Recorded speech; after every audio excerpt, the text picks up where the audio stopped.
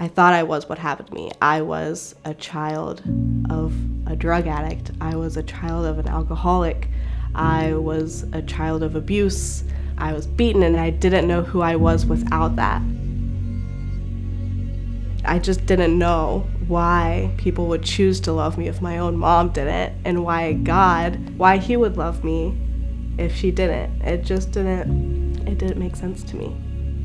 Everything that I went through, I felt like it didn't end when I got out of it. Junior year was one of the hardest years. I was having panic attacks every day. I wasn't going anywhere. I wasn't talking to anyone. But I had this one friend who went to Renovation. I felt like I had tried everything, that nothing was working. And I knew in the back of my head, I was like, there's one thing I haven't tried. And if nothing else, I'll at least go and no one will know me.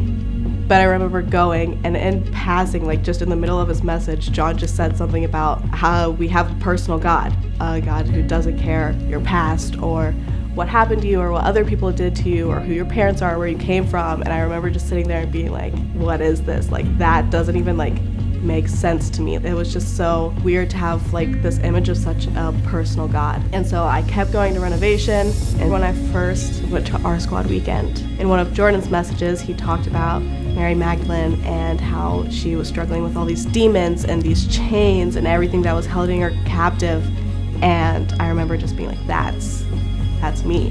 That's who I am. After that service that night, I sat on the cabin floor, and for the first time in 17 years, I forgave my mom.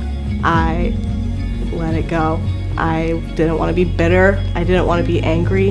And at the next session, Joey talked about a personal God, that it doesn't matter who you are or your past or what happened to you or who your parents are. Like, none of that matters, because God loves all of us because of that, not despite of it. And I remember sitting there and being like, this is where it all started. The first day I walked out Renovation, it was the same thing he was talking about.